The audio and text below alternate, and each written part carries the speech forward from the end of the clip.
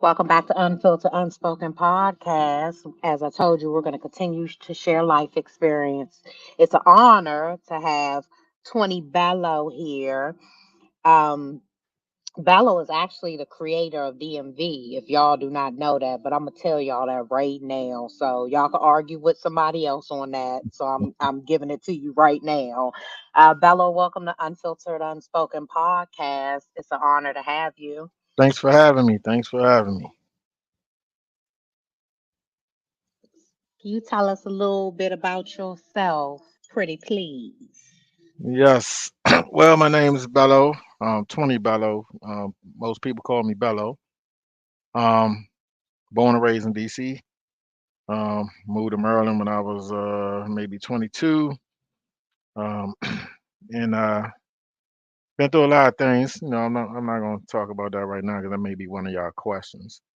And so I'm a safety director. I work with a lot of different contractors on the East Coast, from White and Turner down to Clark, and one of the top safety trainers in the region. I teach at Johns Hopkins, general industry, construction, laboratory safety, and I own a hot sauce company.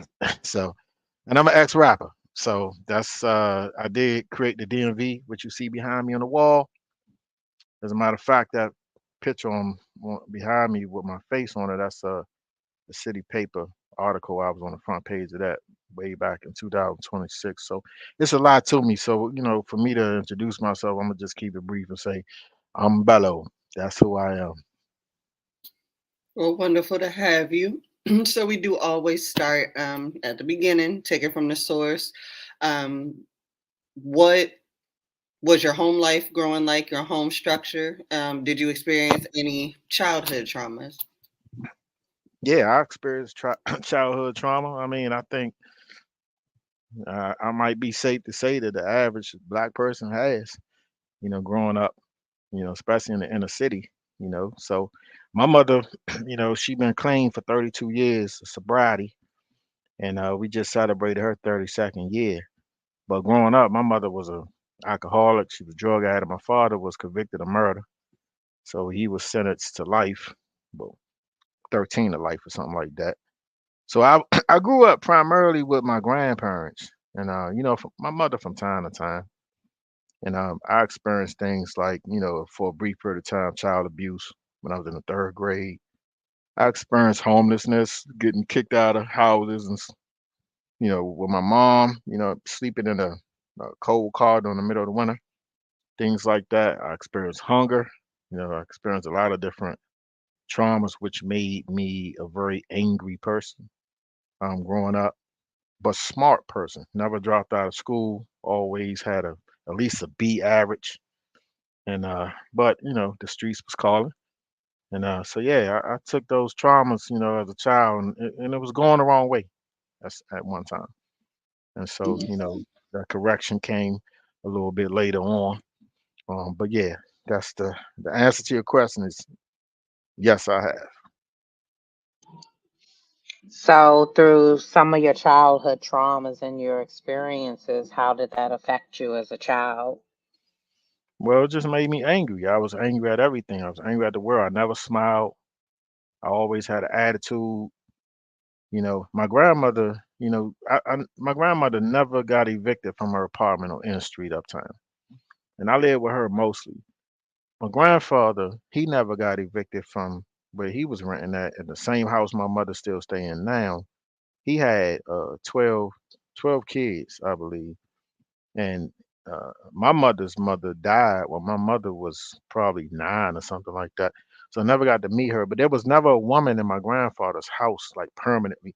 So he raised all his kids, including his grandkids, and I was the main one that he raised.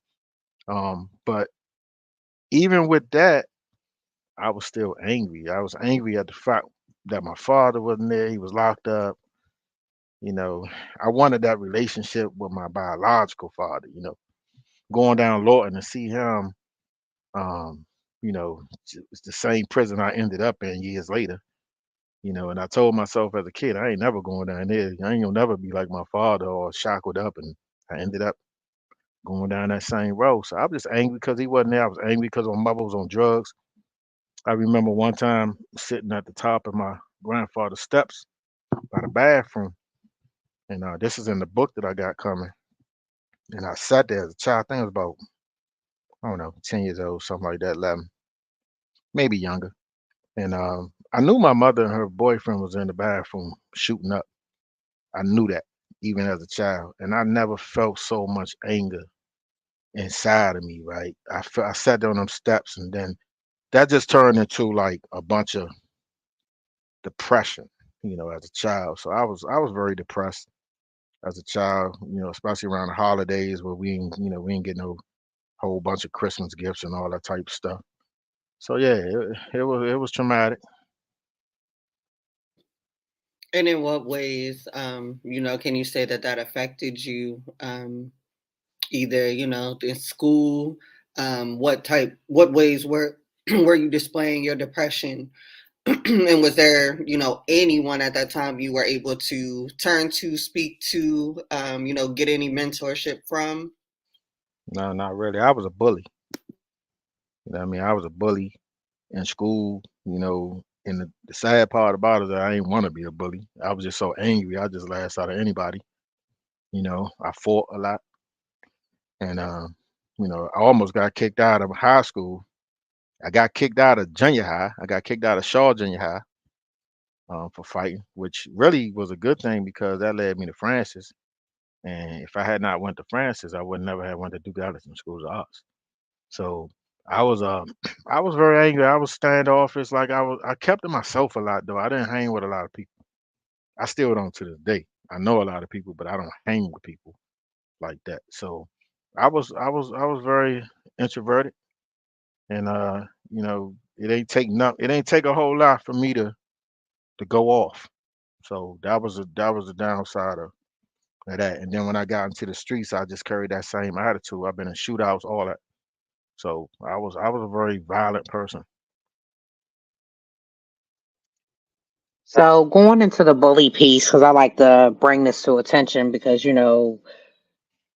from a person that bullied, we feel bad about bullying, but we go through that. What was the impact that you felt as though, I mean, did you feel like now have you like apologized to some of the kids, like the impact of it? Do you like think about it?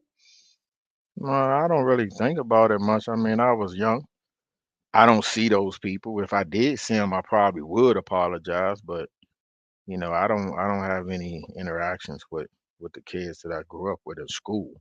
You know what I mean? But I do think about it though. I mean, not to that degree, but because I do so much today that I don't really live in the past like that.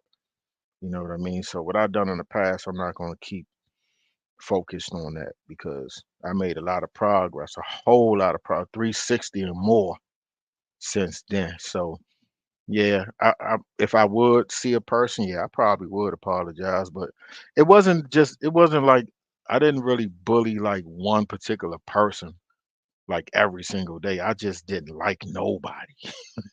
You know what I mean? So I didn't rob people in school. I didn't pat their pockets down. I didn't take their lunch. You know what I mean? I didn't do things like that. But I carried myself like a bully, and I would say something to somebody. I would slap somebody if it came down to it. But I think one part of that was me really being hurt inside. Was my goal was to just keep people away from me, and I felt like if I acted so hard, people won't even mess with me. You know what I mean? They won't even come near me. And some of my friends from Duke Ellington, we still friends to this day. We got a chat group and all that. And they be like, man, Gene, you was wild, man. Everybody was scared of you, man. I said, that's the way I wanted it to be, right? But when I think about it right now, I'm like, damn, I kind of like done missed out on some of my best years by being angry in school. I do often think about what if I can go back. I was the safety director when they renovated Duke Ellington. So imagine me coming back to that school in a working capacity now, walking through the same hallways, and it brought back a lot of memories. And I was like, man, I wish I could have enjoyed my high school days and, you know, elementary days and junior high days. I didn't really enjoy it like I should have because I was just too angry. You know what I mean? Absolutely. Absolutely. Um, Now, what were the events that I guess led up to you being kicked out of the first school that before Francis? All right. Well, it started really across the street from Shaw, which is Seton Elementary on Rhode Island Avenue. I grew up on 6th Street, Rhode Island Avenue, Northwest. Somebody wrote my name on the side of the building. The principal tried to put me out. Somebody wrote my name big as day. You can almost still see it today because I drove past it the other day. But they misspelled my name, right? So, they called my mother. They was like, yeah, we about to kick him out. And my mother was like, well, why would he write his name on the side of it? And I didn't do it. I'm telling you, I didn't do it. But why would somebody write my, she said, why would my son write his name on the side of the building, big as day, and misspell his own name? That didn't even make sense. So it started there. Luckily, I made it out of there. I went right across the street to Shaw, 7th grade. First day of school, I got in a fight. I got in a fight the first day of school because somebody was trying to bully me. And remember, I was the one that was always angry coming from the store. My grandfather was standing on the corner dropping my cousin off at Seton. And it was this dude, and he was like, I don't know why he ain't like me. I ain't never had no interactions with the dude, but for some reason, he's one of them big kind of guys, and I whooped him. So then after that, it just the fights just kept coming. You know what I mean? And so they was like, nah, you gotta. They ain't put me out for officially for fighting. They said I wasn't in the right zone because my address. I'm like, my grandfather lived 2 blocks from the high school, right? So they made that up. But that changed my life too because then I went to Francis.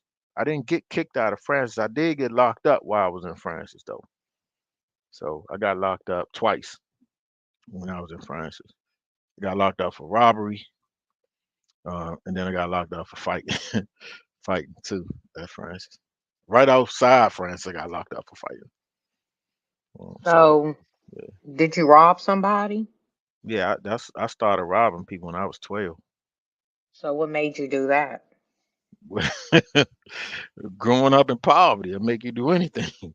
You don't got no money, you ain't got no food. Like you getting kicked out the house. You waking up, your uncle sending you to the curry out, not even buying you nothing. You know what I mean? You walking, I'm living on 58. You walking around here to the curry out, and he give you $5, $10 and tell you bring him buy some chicken wings and know you hungry, don't even share nothing with you. We had people that lived around 58 on the circle. My cousin boyfriend used to bring us food around there. We ain't had no food. The only time we had food was around the first of the month, and that ain't last long. The first of the month come and go. 5 days later, you hungry again. And I didn't want to go back to my grandmother because I used to run away a lot because I ain't want to, I ain't like her rules. But the sad thing is, had I went back to my grandmother, which I eventually did, I was never hungry there. But you young and you don't want to listen to nobody rules. So I took on hunger and I said, I'm just gonna start robbing people. I started snatching purses. I caught my first charge when I was 12 for stealing cars. And then after that, it was all robberies and drugs. And then, you know, the major thing happened, which I'm sure you're gonna ask me about later. And I assume that back then, well, actually, I don't know back then, but was there some type of a saving grace or like somebody having grace for you, that allowed you to get into Duke Ellington? Because I know they usually run a tight ship about admission. So, what was the process of getting in all that trouble at your previous school and still being able to get into Duke Ellington? Well, the thing about Duke Ellington, right? They wasn't checking records. You know what I mean? They wasn't checking records. You had to go. I was in visual arts, so I had to go and audition. See, when I went to Francis, there was an art teacher there, and I knew nothing about Duke Ellington. And in art class one day, he was like, "Hey, I think you should audition for Duke Ellington." I'm like, "What's Duke Ellington?" So I think I was like in the seventh grade, no, eighth grade. No, no, I was in the ninth grade. I was in the ninth grade because I went to do guidance in the 10th grade. So I was in the ninth grade, and he was like, I think you got good talent. You know how to draw, you know how to paint. So he gave me the information. So I got all the information from him. I set up my audition time, and I never been to an art school prior to that, but I always been an artist since forever. Like always know how to draw and all that. So I went there, and I had to draw a live model. I never had to draw a live person before. Like this is new to me, and we had to do it in charcoal. I never drew in charcoal before, so I drew it, and about maybe I don't know 3 weeks later, something like that, they sent me a letter, and I was scared to open the letter. By this At this time, I was still living with my grandmother, and I was still in the streets. So I was like, man, I don't even want to open this letter. So I opened the letter, and the first word said, "Congratulations, man." I think that was like the happiest day of my life right then and there, man. Because that's when I was like, damn, I'm going to a prestigious school, right? Because other than that, I would have went to not saying Cardozo ain't prestige, so don't hate me for that. But I would have been a Cardozo because I'm from uptown or some other school. But that changed the trajectory, sorry, a little bit. So that's how it happened. My art teacher believed in me, and he gave me the information. He wouldn't have did that, I would have never went to do. That's what's up. I want to jump back a little bit because it's a lot of kids, and we work with kids a lot. So I just want parents to see the impact if they're going through this. How did you knowing that your mother doing drugs, how did that impact you um, as a child? It just made me angry. That it made me angry. That's where my some of my anger came from. Some of my anger came from my mother being on drugs. My anger came from my father doing time, not dead. My anger came from not having what some of my friends had. The Bo Jacksons, the Nintendos, and things like that as a kid that you see other kids have out in the neighborhood. Christmas time come around, you get an angel tree box from prison.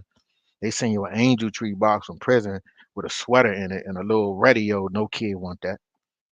You know what I mean? That was the most depressing time. And then I just started going out and taking what I wanted, right? Because and I'm not saying that was right, but as a child, you know, my best friend come out of the house. He lived 3 doors down from me. He got the latest shoes. He got the latest everything. You know what I mean? And I'm like, dang, me and my brother, we ain't got nothing. I'm the oldest. At that time, just me and my brother. I got two other siblings now, but they weren't born yet. And so, and my grandfather was a hard working man. He couldn't afford that type of stuff, back in them days. My grandmother used to get a welfare check for me, but that wasn't going that wasn't gonna satisfy the anger that I had. So I was angry. I was angry at at the circumstances, at the situation. I was just that's what happened.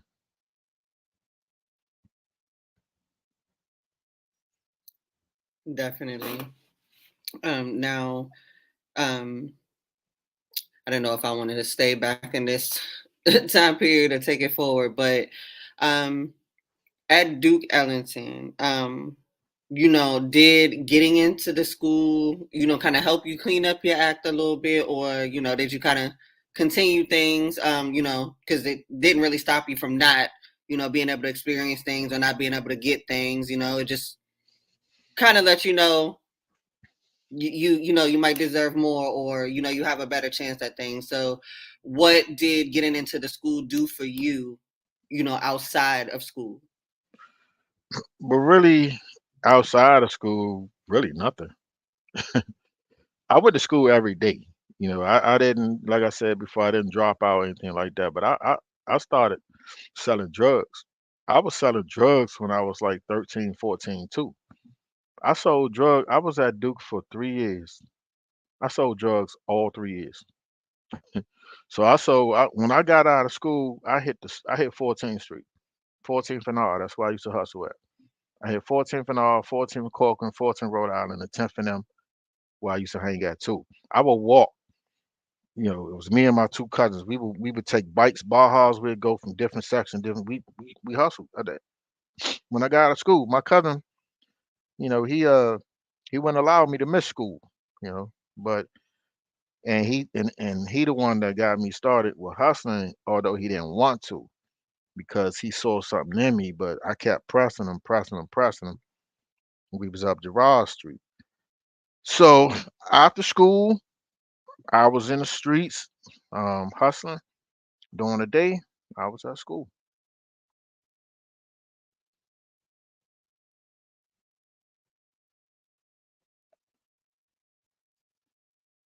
So, you were hustling and robbing at the same time? Now, I didn't rob as much when I was in Duke. I did maybe once or twice. But primarily stuck to selling crack Okay. How long did you sell crack for? ever since I was like 13. Okay. So from 13 to 18, Okay. really just 5 years. And did you make it out, or did you graduate, without getting in significant trouble, or did anything Yeah, hit you before you got out? no, I graduated. I graduated. I did catch a that wasn't I wasn't in Duke, I don't believe at this time. I'm not sure, I can't remember. But I did catch a drug charge. And I caught a drug charge and the drugs wasn't mine. And, I still remember that day around 10th Street where I used to hang at. And my friend, he had a car and he just got the car. So I never been in the car at all. So we walking up to the car, he getting ready to show me the car. The windows are rolled up, the doors are closed, right? No, the window was about cracked about this much. And there was a cop named Bigfoot around 10th Street, white guy. So they jump out, they lock me up because they found a dime bag or something in his back seat. And mind you, I never been in the car. Wasn't mine, period. So I had to take that charge. And I was still a juvenile. So I didn't do any time for maybe a couple of days. Then they put me on probation. So I was on probation when I was in Duke too. And so but everything hit the fan after I graduated. But I did graduate in '94.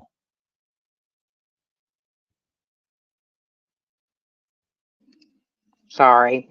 So, from all the things that you went through, you graduate, you get out of school.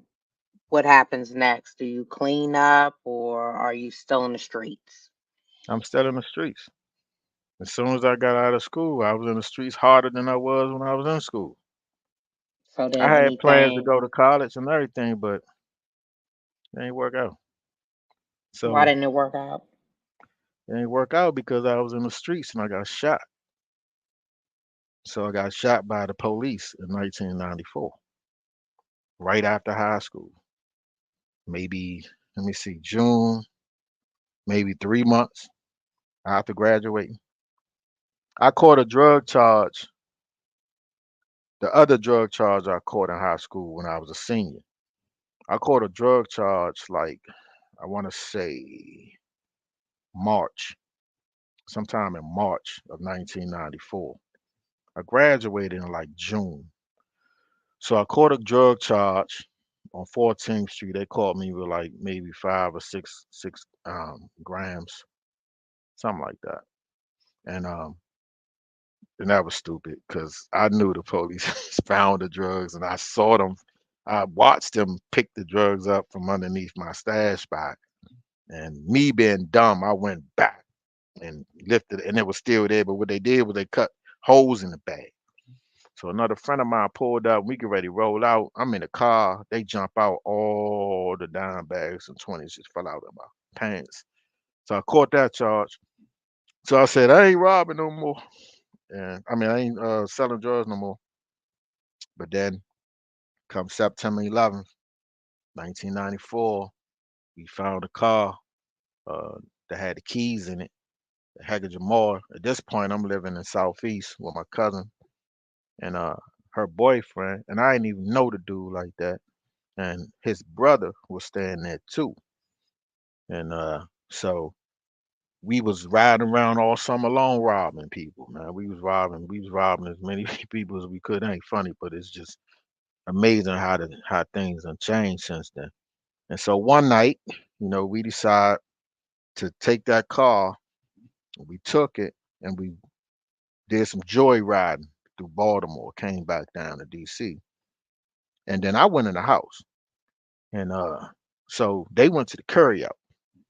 And I knew they ain't had no money. But they went to the curry out and I was like, nah, I'm going in the house. Right. So I went in the house and here come a knock at the door. It was them. They was like, man, there's some dudes up there at Eddie's Curry Out on Marlboro Pike. I know y'all know where that is.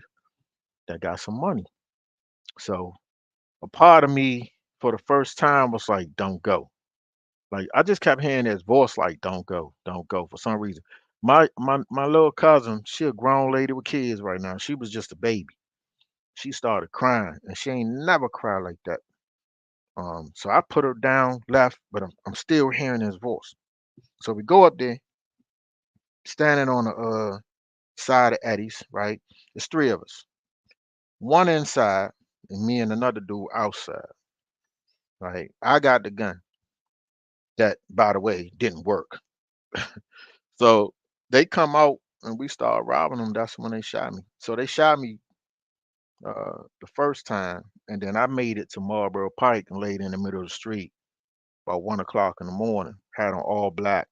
No cars came down Marlboro Pike. Y'all know how busy Marlboro Pike get. So then I looked up and I saw one of the other victims run over to us. Well, run over to me. No, let me back up. I saw one of the dudes that we was with walking away, and I called out to him. He looked at me and he just left. Went to my cousin's house, packed his stuff, and rode out. Ain't even tell her what happened. So I look up again. I see the other guy that we was robbing, and he came over to me in the middle of the street and looked both ways, like, "Give me my money back." I looked at him. That's when he shot me in the chest. So when I came to, that's when I realized that they was DC police. I didn't even know they was police officers. So that's what happened after high school, and then I went to prison. I got sentenced to 20 years. So that's what happened. And I assume that was considered justified on their Well, behalf. the first shot was justified, not the second one. Mm. So my And how did mother, that like play? How did that incorporate into your whole case? well, I had two cases. So I had one, the drug charge I told y'all about. That wasn't resolved yet before the robbery charge. So they charged me with a whole bunch of stuff. They always come in high, right? So they'll charge you with everything they can figure out. So I had like a 13 count indictment. Now, mind you, I'm in PG hospital, shackled to the bed for 2 months on life support. I had to learn how to walk again, talk again, all that. My mother, at the same time, she decided to get sober. So this was like her first year of sobriety, and she was tested. I definitely tested her sobriety during that time. I remember my mother coming up there vaguely because I was so sedated. I was just out of it. And originally they told my mother I wasn't gonna make it, and all that. But my mother had went to a AA meeting one day and shared her story about what happened to me. And somebody at the AA meeting gave her the number to this lawyer named Shelly Peterson. Now, Shelly Peterson was a paid lawyer. She wasn't a public defender. My mother ain't had no money at all. And she told the lawyer what happened, what I had told her after I could come to and write it down because I still couldn't talk. I told my mother, I said they shot me twice.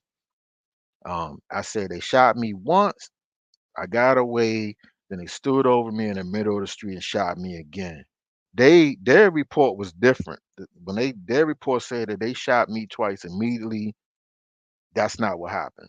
And two different police officers used the same gun. So one person gave the gun to the other person and they used the same gun.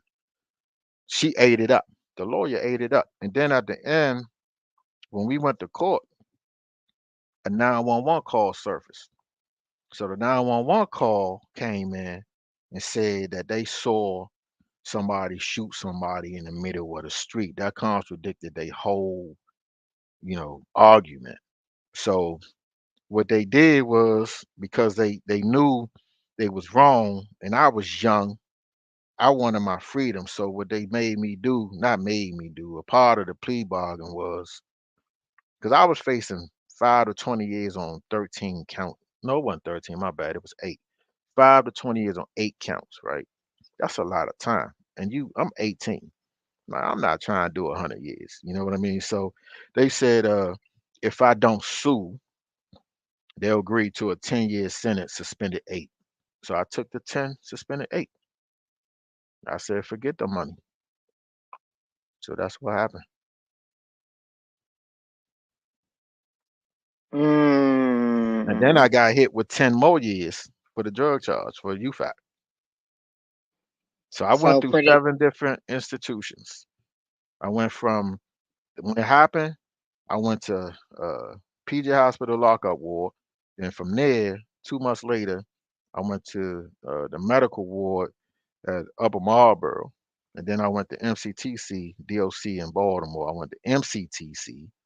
And then I had to come back, get extradited back down to DC. So I went to DC jail. Then they sent me to CTF for the UFAC, then sent me to Lawton, then sent me back to Maryland. And then I got parole from Maryland, went back to DC jail, back to CTF, and back down to Lawton. And that's where it ended. So I got moved around quite a bit. And I ended up doing probably close to 5 years off all that time. Because the UFAC, you could do one day to how much time they give you if you program. So that's when I really started to change, when I was in prison. So what you saying is the legal system did some illegal stuff and then shackled you to a bed and there was no repercussion to them. Well, I had to be shackled to a bed because I did commit a crime, right? So I'm guilty of the crime. But the thing Hmm. is, the way that they shot me, they were wrong for that. The first shot was justified. The second one wasn't. That's what got me somewhat off the hook, the second shot. Because how So they they would have, didn't. they didn't get no repercussions at all. I don't know what, let me say this. They didn't get no repercussions that I know of. Because I don't know where them people at. My brother, they was living around the same neighborhood as my brother. And without saying too much, I had to keep my brother from doing something to him. You know what I mean? I'm glad he didn't, because I told my brother, I called home one day, I said, bruh, if you do that, you know that's gonna come down on me. You know what I mean? So if you love me, you gonna let that go, man. Just let it go. Right? Whatever coming to you in life gonna come to you, man. I said, but let it go. So I don't know who them. I know their names, but I don't know what happened to them. And I really didn't care, because I was just concerned about myself at that time. And in which part of your, sentence or, in which facility did it all kind of just, set in and, you kind of made a game plan, about what you're trying to do when you get out, like, or you try to get serious about something. Was there like an epiphany moment during Mhm. that time span? See, the thing about it is, I had that moment before all that happened, right? See, the moment is different from the change. You know what I mean? The moment is when you realize that, all right, I'm doing wrong, but you ain't ready to change. I had that in high school.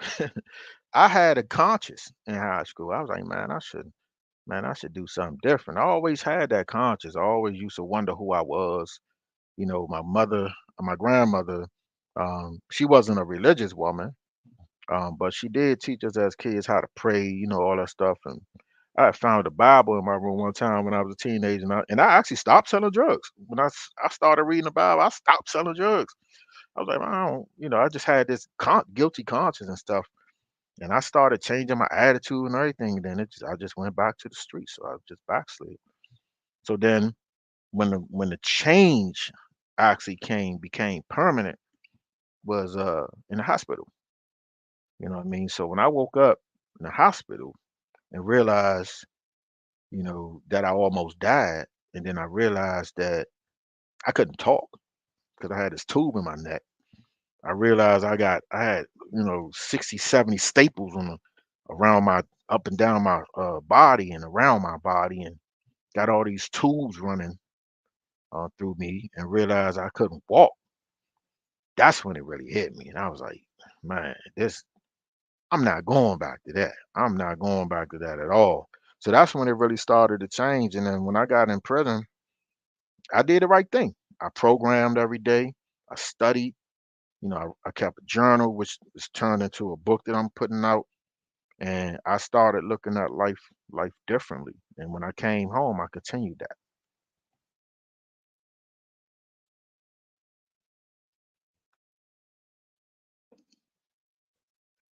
So what's the next step? So of just changing your life and getting things together, just making change.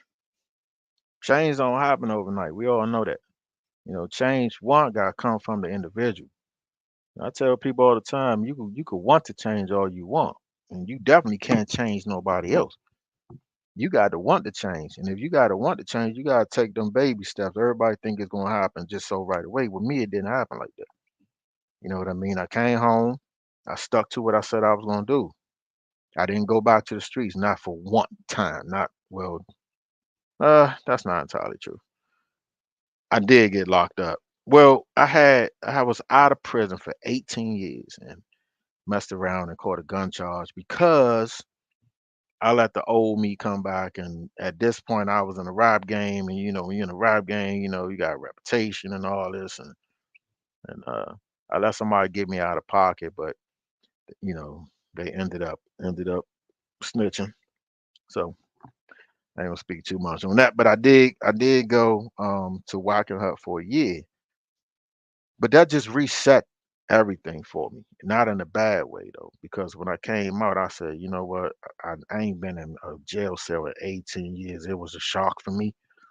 And then it just made me really just realize the things that I took for granted when I was free. And then that was 11 years ago now. So, the last 11 years I've just been, getting back on that track and doing what I'm supposed to do. I got a great career going. I got two kids in college.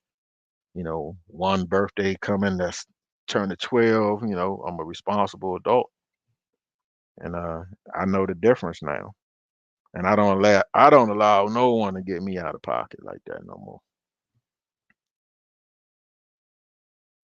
So it takes a lot.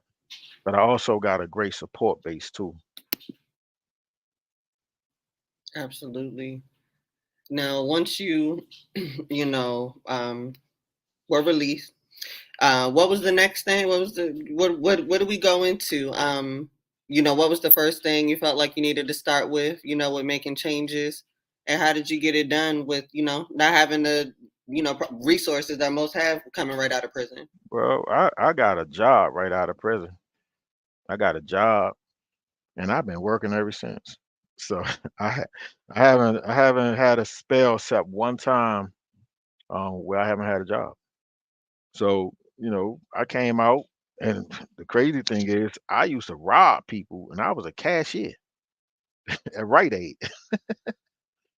But I knew that there was a higher power working for me on my behalf. I already knew that. I knew that since a kid. Like I knew there was something in me, and music kept me out of trouble too, except for that one time because I was heavily involved in building what we now call the DMV.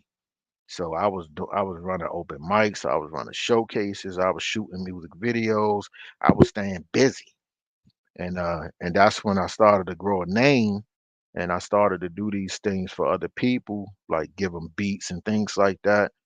And then I started doing motivational speaking. So I actually went back to the jails to be DC jails high school commencement speaker, and also CTF's high school commencement speaker. And I was the first a rapper in DC to teach a hip hop 101 class at DC jail on the juvenile block.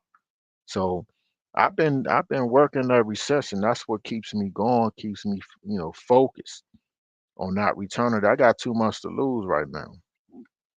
I had 2 months to lose then too. I just didn't know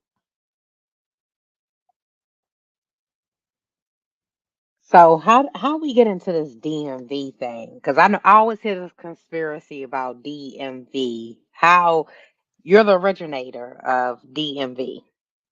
it. Yeah, and So like you how did said that come earlier, about? the DMV actually came from a partner of mine named Cat Galloway. We had a record label back in the early 2000s called Skinny Fats Entertainment. That's because he was skinny and I was fat, so I thought that was kind of slick, right? So we was in the studio one day and he was rapping and he was like DMV and I stopped him. I was like, "Yo, what's that?" He was like DC, Maryland, Virginia. I said, light bulb came off. Just I said, "Yo, we got to take that and we got to make something out of that." So what I did was I took it and I created a website called DMV Underground.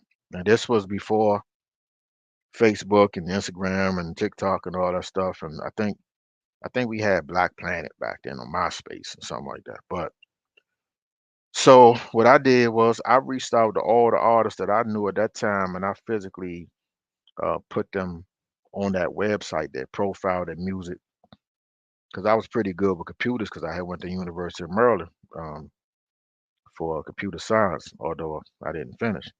So we started. Well, I made the logo. I got the T-shirts. I was pushing it, and then other people came in and started pushing it too. And then people, there was always resistance, always, just like today. But that don't concern me. You know what I mean? People gonna believe what they want to believe, and it's always the people that wasn't even born yet that got so much to say. They wasn't out here with us. And when you come from DC in the music game, it's a different era. It's a different animal. Because in other places they don't have go-go. We had go-go, so we had to compete with that. And go-go in the beginning, they ain't like us, right? They ain't like the rappers. But now, as you can see, we doing shows with matter of fact, we got a show coming up on April the 6th with what band? I'm hosting. You know what I mean? So it was just something to build and try to bring people together. But what they don't understand is not nobody's from the DMV. I hate when people say that I'm from the DMV. No, you're not. You from DC or you from Maryland or you from Virginia. DMV is an umbrella. DMV is an umbrella. DMV was about business. DMV was about expanding your product to not just some corner in Southeast, but you want to expand that to everybody in DC. You want to expand it to everybody in Maryland. You want to expand it to everybody in Virginia because they the closest to you. Then you grow outward. But yeah, that's how I went, and that was over 20 years ago. You pretty much answered my question because I was going to say from the creator and somebody that is from DC.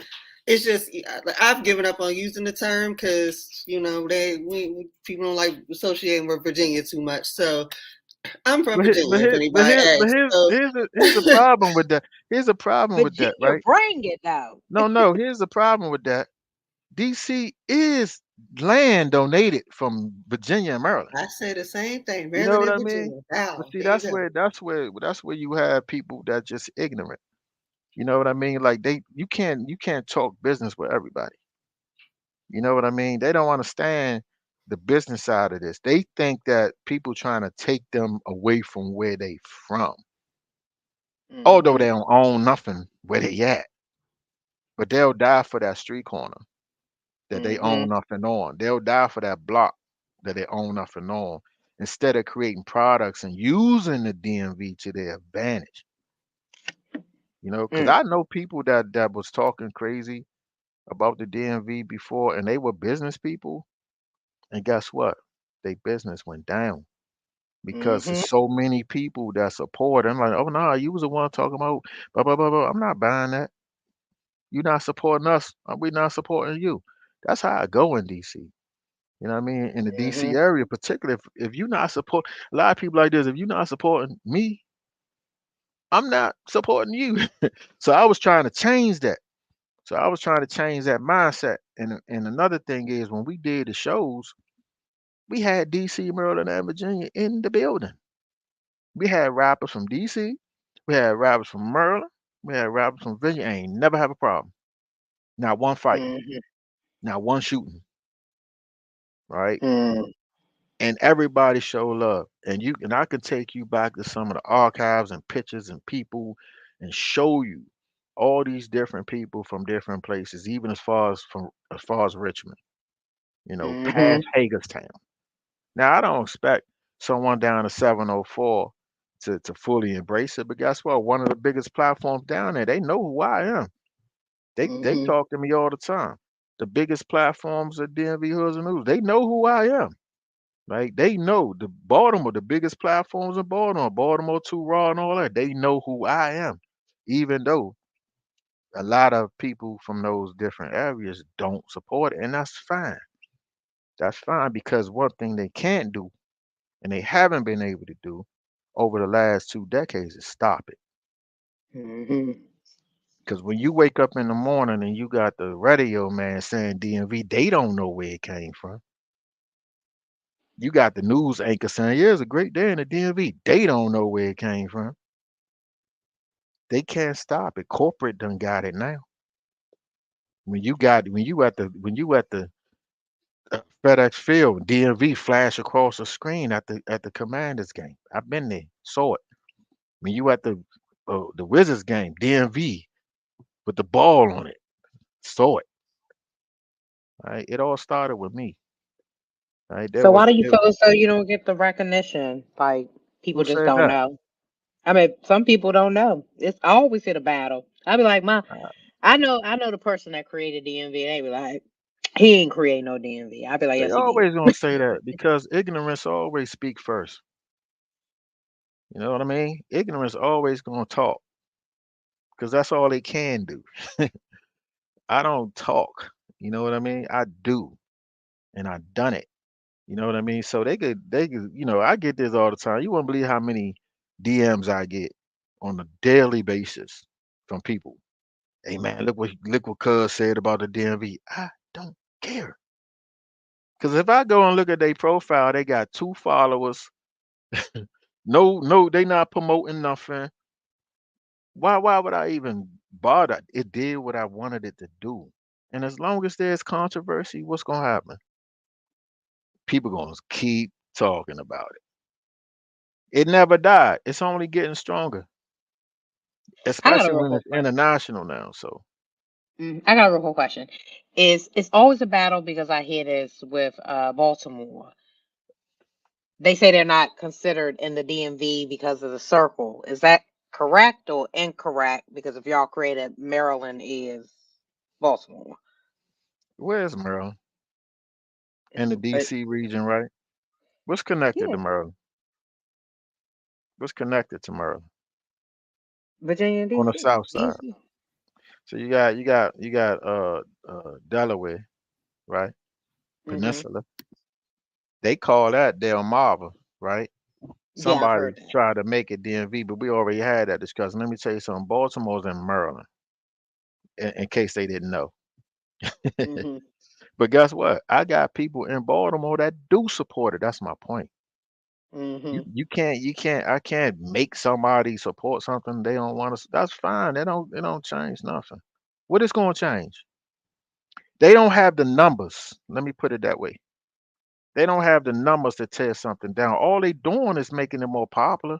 Because if you scroll down Instagram, I guarantee you every day you will find that topic. Yes, you will.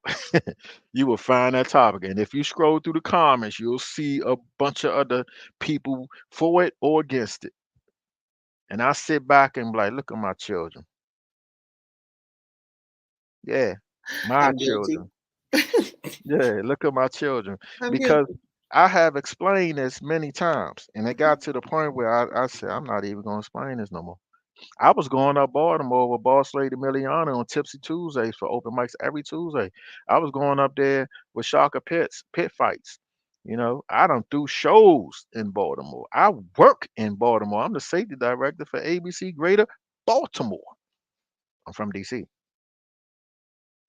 The best way I could put it is this. I'm from DC, right? My kid's mother, my daughter's mother from Virginia. My kids were born in Maryland. Family. You get what I'm saying? That's a family unit. And if people would get ahead of them, would stop, thinking about themselves all the time, then maybe they can make some moves. That's how I make my moves. I got a strong network of people in all places.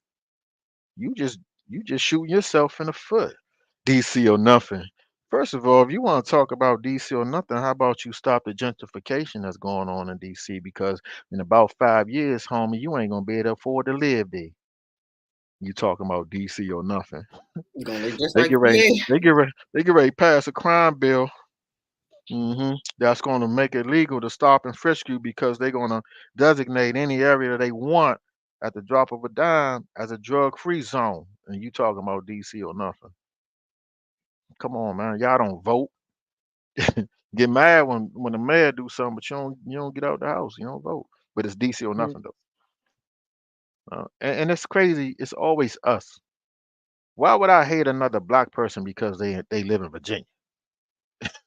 That's the stupidest thing ever. Why would I hate? Why would I hate a black man or black woman because they from Baltimore and I'm not? I'm from a different area. That's stupid. That's exactly by design. And these dummies are falling right into it. They falling right into that design. Oh, he a Bama. He this because he ain't from my block. Man, that's the way they set this up for you. So guess what? If you hate them so bad, you gonna end up dead or in jail or something worse. Because you hate somebody because they don't live in your neighborhood.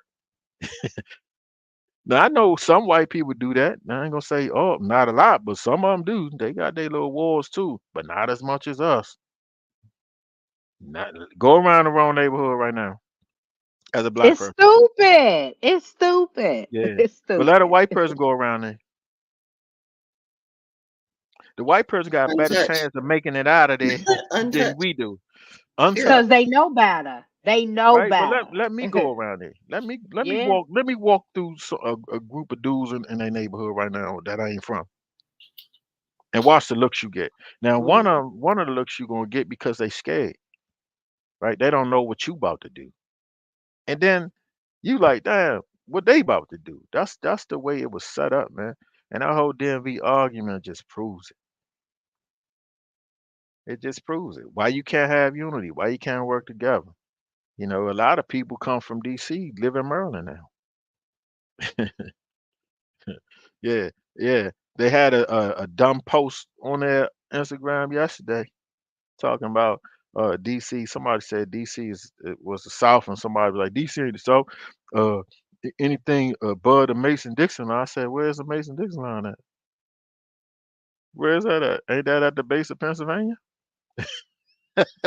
But even further than that, didn't most of our forefathers migrate from the South to the North? I think so.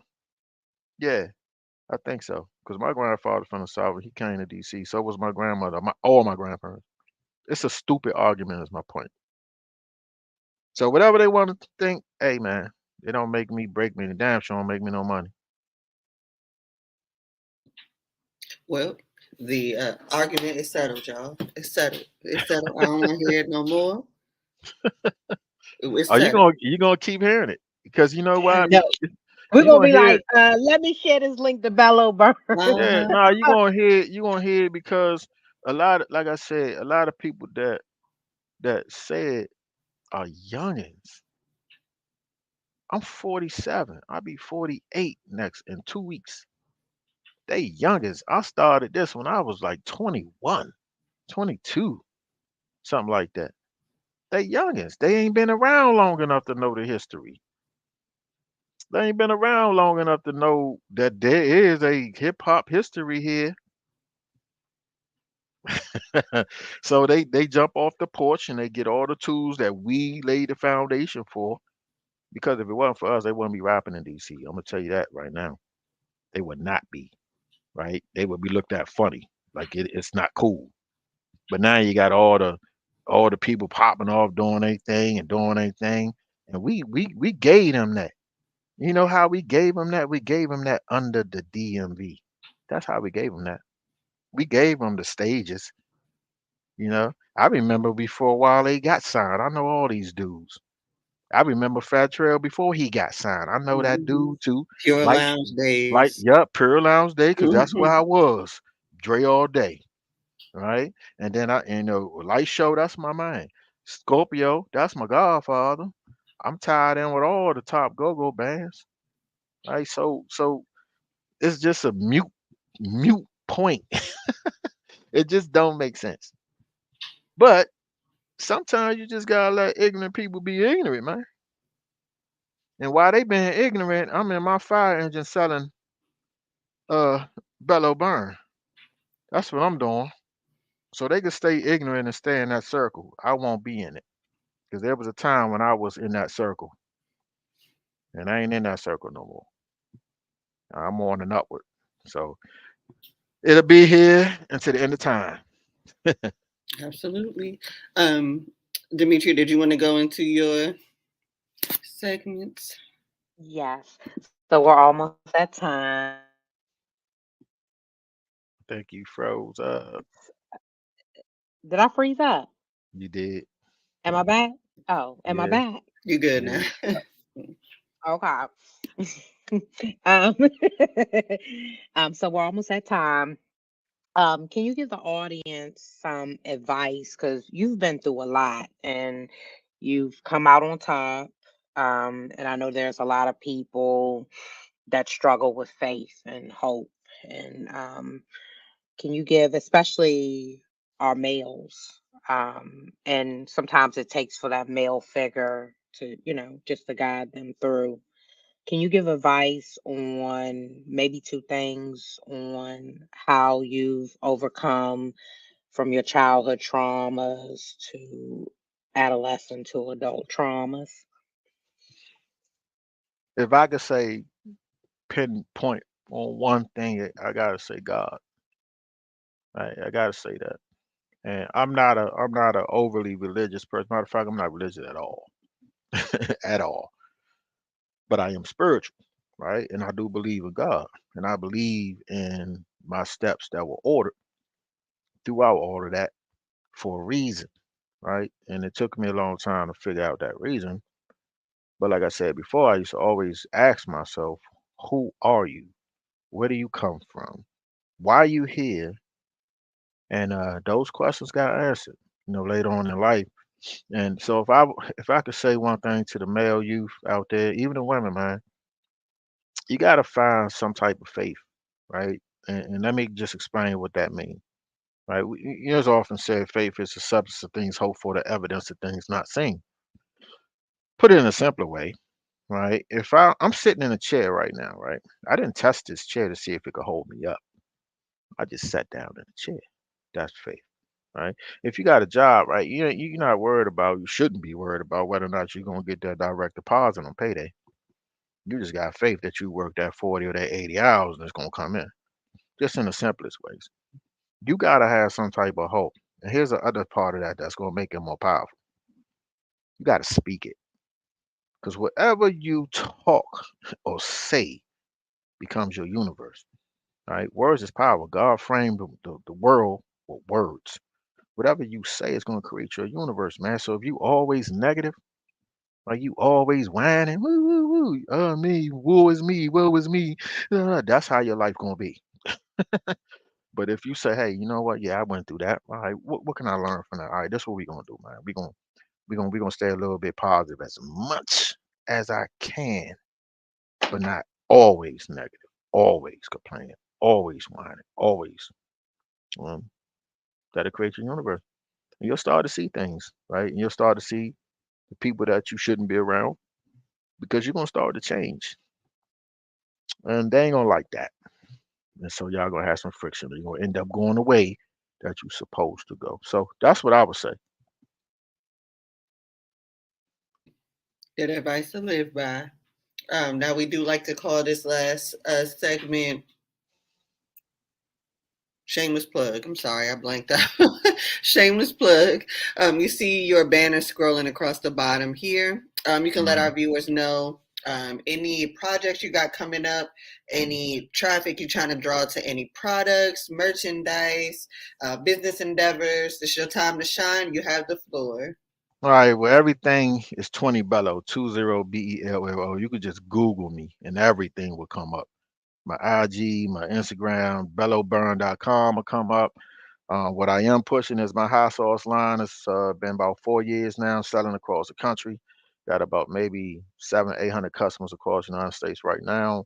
And I'm building it, still building it. I'm working on a book called Wounded Alive. That's what's titled on me, but it's Wounded Alive. And it's just about what we've been talking about today, the struggle and coming out of it. I'm also working on, well, I put something out there the other day, and a lot of my supporters like, go ahead and just do your last album. So I'm gonna do One of the Live 2, and I'm also getting ready to work on a project with Super Funk record leader CeeLo, music project with him. Oh, in April the 6th, Big Bad What Band? I was about to say NEG, damn insane. What Band? A Diamond Lounge. I am hosting with Bam 640, Killer Cow. Uh, Rapper Dude, and all my good men from What Band, Relentless Band, Strictly Business Band. So be there. It's free. Diamond Lounge. So, you know, come on out. Okay. Well, thank you, Bella. We really appreciate you being a guest on Unfiltered Unspoken podcast. My pleasure. Well, we're gonna, and it's such an honor. I had to pull strings to get him on here too. I'm I mean, busy all the I do time. be busy, man, but it's cool. Well, It's cool. you kept the appointment, so Yeah, that's good. I say true. Um, you representing. I just want to say real quick before we get off.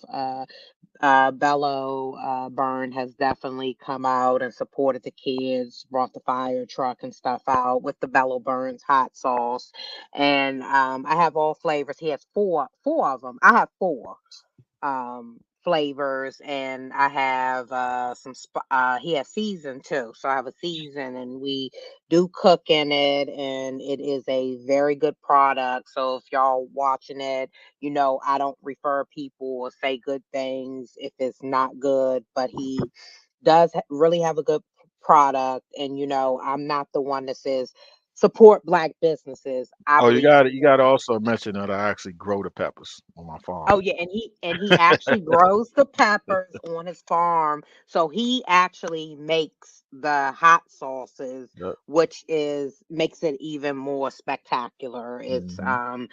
homemade, but they're really good. And he's approved. So um but I really don't refer. I don't care what it is. If it's a good product, I don't care what nationality you are, I support you. So I definitely support, and I recommend that folks come out, especially if you love hot sauce, to get his hot sauce. Absolutely. um Thank you. Yes, my pleasure. So we want to thank you for tuning into Unfiltered Unspoken Podcast, where we're going to continue to share life experiences. And as you heard from Bello, look at him now. He went from childhood traumas, abuse, issues with his parents, dad being incarcerated, drugs involved, robbery, bullying, and look at him now. He's over and being shot by DC cops, and he survived. He fought for his life, and look at him now. He's making a change and a difference in the community, and he is DMV. Don't forget it. So you got to watch this, right? So, peace. All right. Thank y'all.